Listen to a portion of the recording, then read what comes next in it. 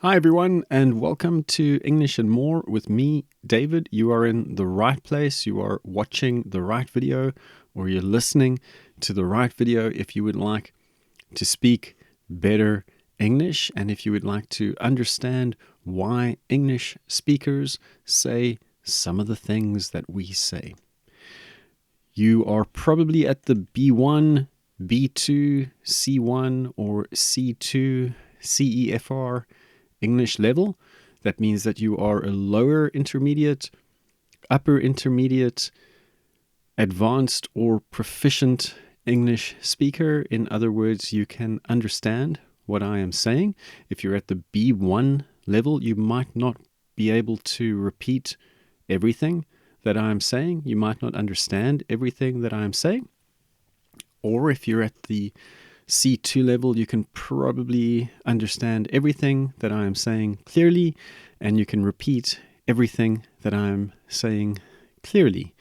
I will offer you more vocabulary, and I will go through a few feedback items from my clients from last week. I'm a bit late with this video, but this is last week's content, subject matter, ideas, corrections, some suggestions, etc. Head over to englishandmore.co.za, sign up to the email list, and I will send you this spreadsheet. And later in this video, I will tell you how to get your hands on a freebie, a free resource that I think you will find very helpful. Remember never to try to speak perfectly, always try to speak well. I don't speak perfectly. Nobody speaks perfectly. Never lose your accent. You sound great. Always just try to speak clearly. And this is the number one thing that you must do if you are an English language learner at any level. Never learn in silence. Always read everything out loud or aloud. I should probably write that. Always read everything aloud. So I will show you some feedback from my clients. Where is the feedback? That's vocab.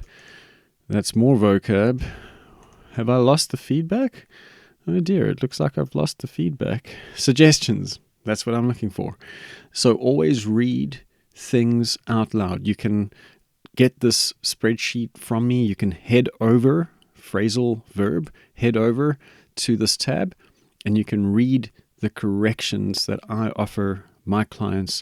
I see like 26 to 30 clients, not clients. I have 26 to 30 sessions every week, lessons.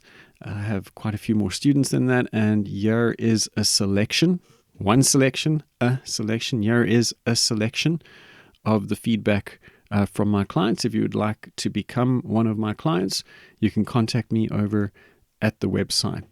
There is a contact button here somewhere in the middle. All right, let me get straight to some useful vocabulary for you. And it is the vocab 3 items. There we go. So, you look lost in thought. What are you thinking about? What are you thinking? You look lost in thought. Are you lost in thought right now? So here is the example sentence. I didn't even hear you come in.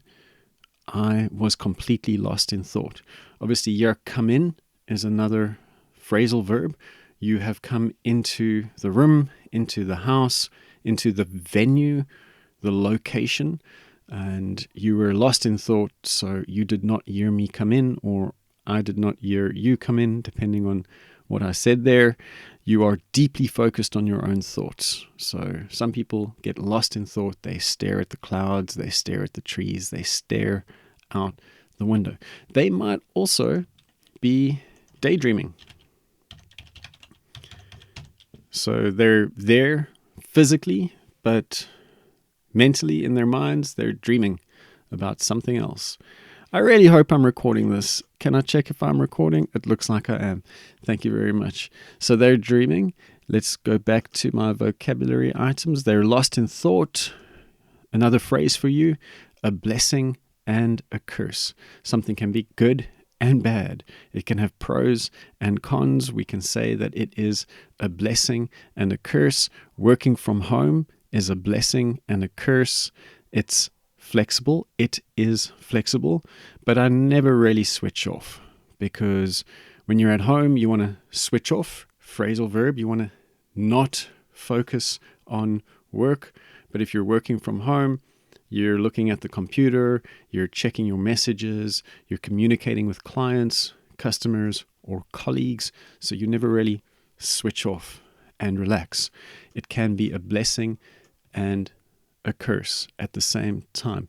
You know, the curse of the mummy, the dead body wrapped in material in I was going to say Egyptian pyramid, but I'm not sure if the pyramids ever actually had mummies in them.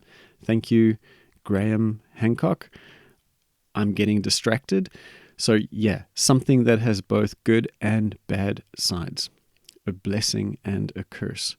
All right, then the word tremendous. It's a really nice adjective. I had a tremendous time. She has. Notice how that's different to it's. This is a shortening of it is. And yeah, she has made is a shortening of she has. Different tenses, present tense or general tense. And here you have the past tense, past simple. She has made, no, past perfect. She has made tremendous progress in her English since last year. If you're American, since last year. So this is great in amount, scale, size, or intensity, like depth. How extreme is it? It's pretty intense. So it can be positive or impressive. Tremendous progress, positive progress, impressive progress. Okay, so I mentioned a free resource. I hope I mentioned a free resource. If you look at the intro tab of the spreadsheet, which I will send you if you subscribe to the email list, you will see that there is a free resource called 5 Easy Fixes. You can head over to the website www.englishandmore.co.za. I'm based in South Africa. That's the ZA.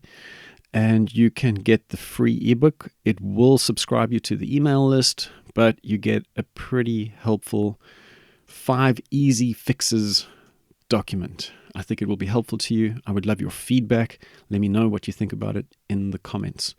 Moving on. So let me give you some of the suggestions from last week. I think this is really useful. This is English in real life. Mistakes made by English speakers, people who are learning. They're at different levels, B1, B2, C1, and C2. So lower, intermediate, not beginners, lower, intermediate to advanced.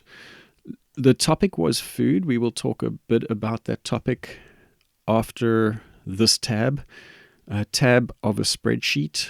I'm guessing most people know the word. I'm going to write it down unplanned. So you're daydreaming. Hopefully you're not daydreaming right now. Hopefully you are paying attention. You are listening. You are following. You are with me. You are paying attention. What was I going to write down? I've already forgot. Okay, so let's go back. I have already forgotten. I should write that. I have already forgotten. Relevant right now. I have done it right now. Okay, so let's go back to the feedback suggestions. All right.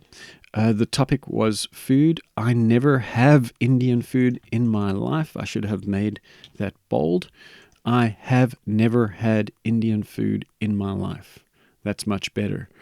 I never have Indian food, full stop, would work. A general truth, I never have it. I never eat it. Not my cup of tea. I don't like Indian food. I never have Indian food. Or maybe you just don't get the opportunity to have it. But here we are talking about the entire period of your life. So I have never had it. I might have it in the future, but I have never had it in my life. A fewer portion of the food. So fewer generally refers to something that you can count. Fewer people, fewer cats, fewer objects that you can count. This person was talking about smaller portions of food. The person was describing the size of the food. So smaller portions of food, but more portions. So probably this person was eating 5 meals per day. Not very big meals, but smaller meals. It is better to have small portion. Yeah, this person could have said it is better to have a small portion. He wanted to say it is better to have small portions generally. All right, we'll do another 3 and then move on to an article about food. I met her mother few times. This is grammatically correct, but this person didn't mean few times, because few times is like minus, not enough. It's kind of negative. It's not a positive thing. So not many times, few times. I met her mother few times. It also doesn't sound right. Natural English would sound more like I met her mother a few times. If you wanted to, so a few times here is positive. I have been to the cinema a few times this year. Positive. Several times. Are you happy with several? Non-specific, not specific number that's like somewhere between 3 and 10. I'm not sure. It's not specific, but it's not a low number. It's like enough, a good number. If you wanted to say over here that you have not seen the mother many times, I met her mother probably something like only a few times. That would be nice. Not many times, but we'll stick to what this person wanted to say, a few times. So yeah, enough times. I didn't told you that. So what we have here is a tense issue. The person wanted to say, I didn't tell you that. I did not tell you that. The past tense is described or captured, caught, conveyed with the word did not, because that suggests the past tense. I did not do that, brackets, yesterday, last week, last year, 2 minutes ago. So I did not do that. We know it's in the past. You do not need to change the verb when you already have something that tells you which tense you were using. All right, somewhere near ocean. For ocean, we generally need the article or determiner, the. Somewhere near the ocean. I'm going to surf in the ocean. I went to surf in the ocean yesterday. I will surf in the ocean next week, hopefully, if there are any waves. All right, we're halfway through the suggestions. I think it's a good time to very quickly talk about something that confuses some people, the difference between adjectives and adverbs. And the specific question that the client had was, why do we say I run quickly, but I feel bad? So the focus here is on feeling versus doing. Yes, when you feel something, you are doing something, but it's almost like it's happening to you and you're not doing it. That's a nice way of thinking about this issue, this grammatical difference. So why would you not say I feel badly, but you do say I run quickly? Okay, so run is a verb. It's an action. It is something that you do. So most of the time you would say things like, she speaks loudly. How does she speak? She speaks loudly. Look at the ly. Pretty standard. You do get exceptions to this rule. He eats slowly. Very standard. You add the ly. Not always, but most of the time. And they work efficiently. What are they doing? They're working. They're eating. She's speaking. He's eating. They're working. Notice that I said they're, which of course means they are. So they're working efficiently. How are they working? How are they doing it? They're doing it efficiently, slowly, or loudly. However, when you feel something, it's kind of happening to you. It's kinda, American, gonna, wanna, going to, want to. It's kind of happening to you. So I feel bad. It's a linking verb, and it's not describing an action. It's describing a state of being, a state of feeling. So let's look at the example. She looks happy, not happily. It's not what she's doing. It's what she is, just a state of being. He seems tired, not tiredly. He could do the job tiredly. I've never heard that before, but okay, technically it would be correct. You would say he's doing the job badly, much better. But here, he seems tired. He is tired. She is happy. That's how she looks. She looks like she is happy. The soup smells delicious, not deliciously, because the soup smells like it is delicious. So these are more like adjectives and not adverbs. I hope that's clear, and if it's not, you can read through a few more examples over here. For example, it would be wrong to say he drives careful, although the Americans do say that. Americans do a lot of things that are not standard. They do what they want. Moving on. So he does not drive careful. He drives carefully. They argued loud. Probably that doesn't look right unless loud is being used informally, as in they laughed out loud. That's nice. That's nice. She sings beautifully. He drives carefully. They argued loudly. And you can read some more about this rule in the tab. Now remember that if you want to speak better English, please remember to read all of this stuff out loud, read it aloud, but be careful with this tab or when you're reading from this tab because some of them are incorrect.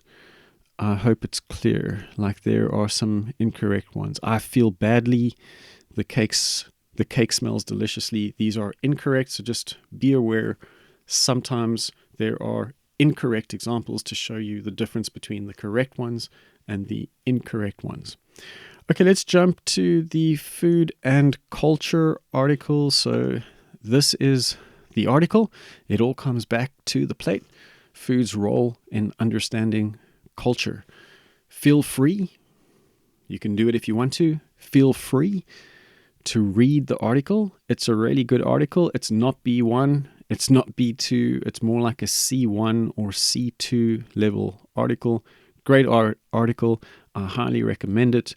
There is some great vocabulary in here. Most of my clients agreed that food is really important in any culture, and they spoke about their own food traditions, cultural traditions, celebrations, things that they cook at different times of the year, things that they don't eat at different times of the year. It was a really interesting discussion with my clients. Thank you to all of you, if any of you are listening. So we'll look at some examples from the article, some vocabulary that really stood out to me.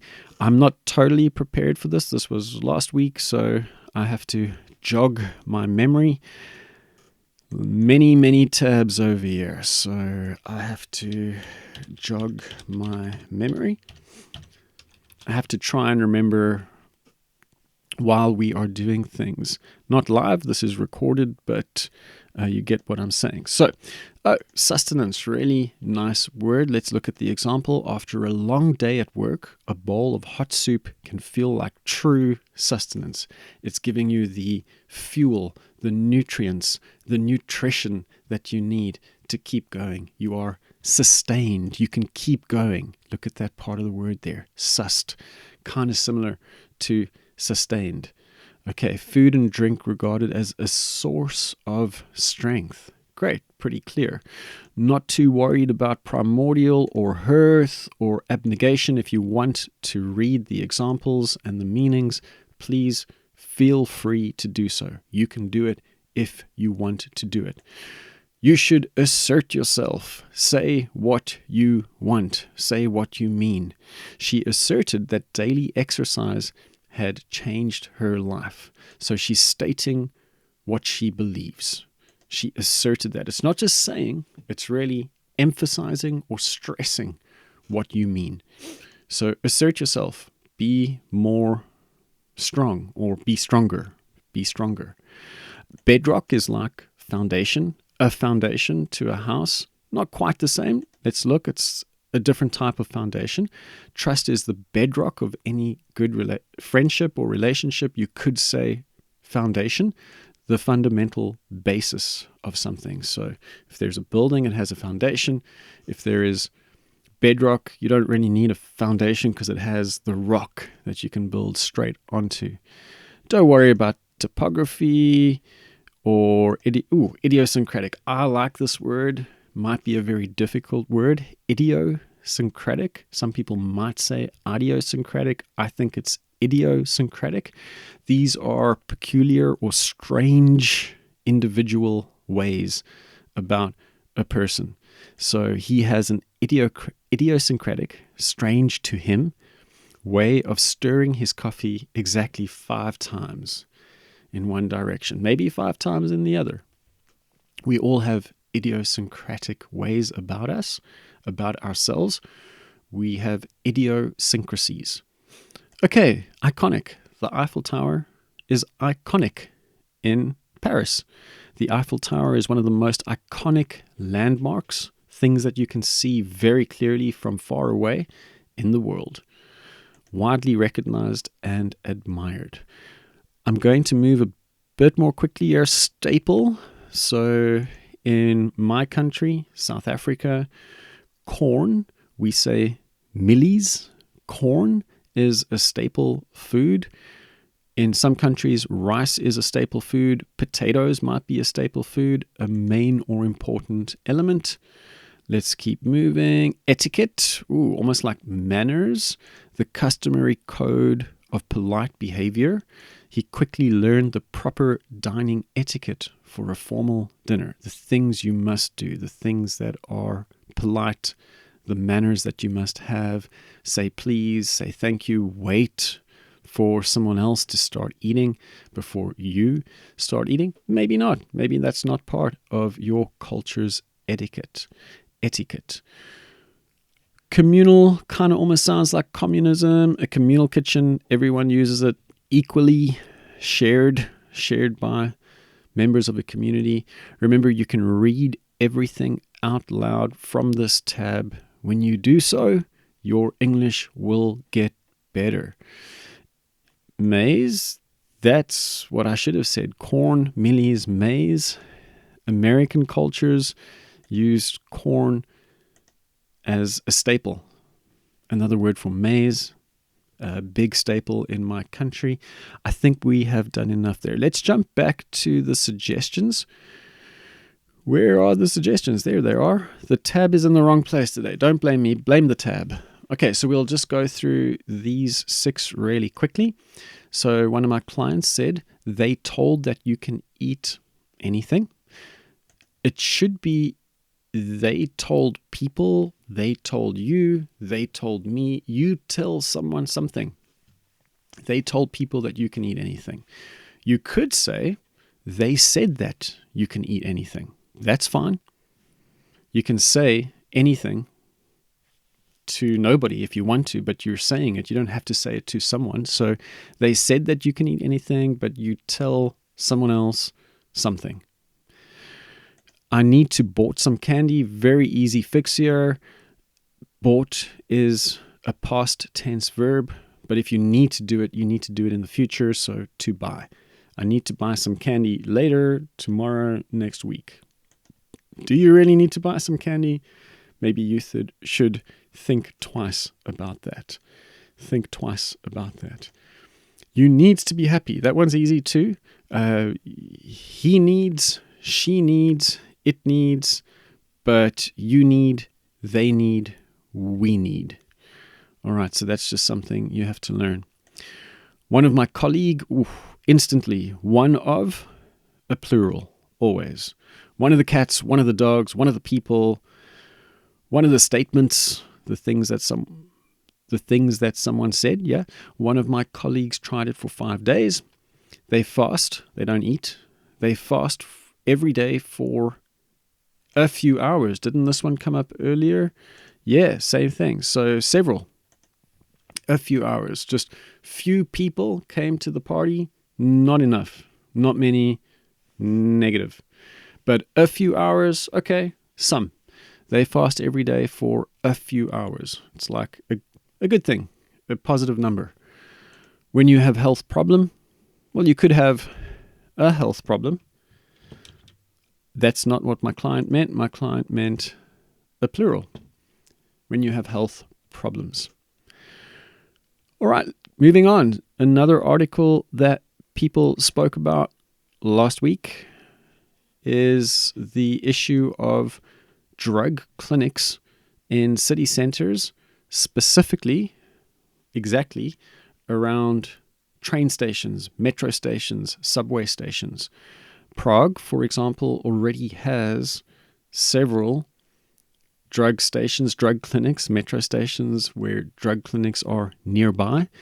And apparently, this is what the story tells us, apparently the people who live nearby, residents, local Prague residents, people who reside there, residents, they're not happy about this because they think it might attract drug users who might not want to be there, but because there are more clean needles and drug supplies near them, they might go to the city center where the residents do not want them.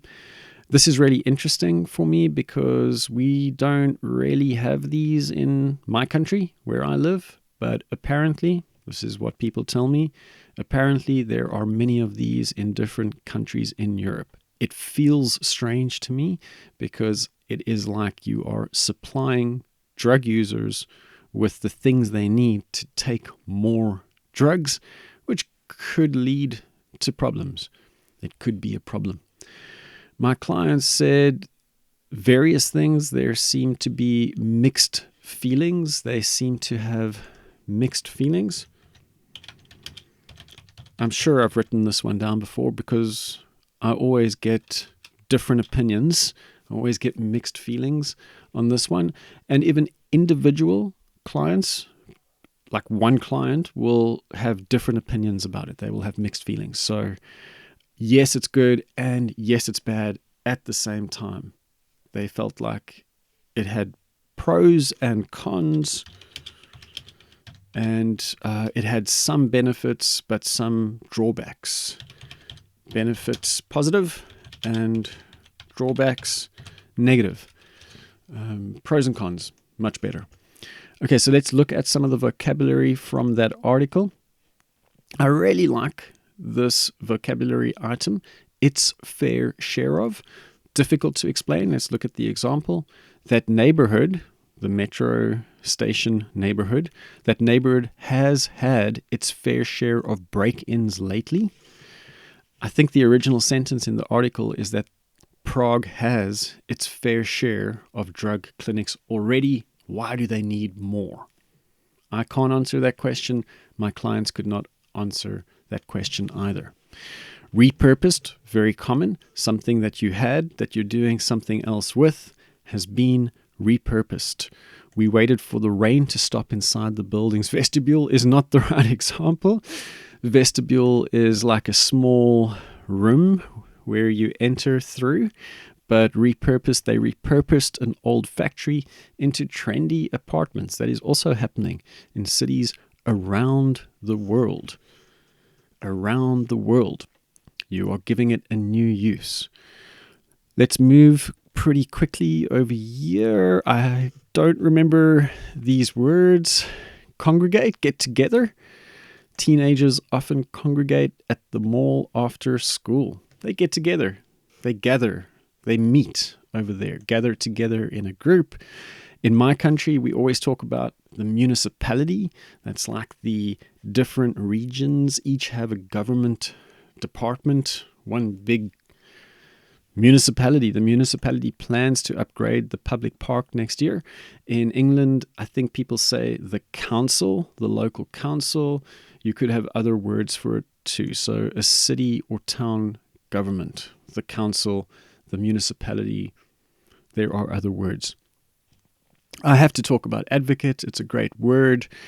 So this is now a verb. She advocates. She does something. She advocates.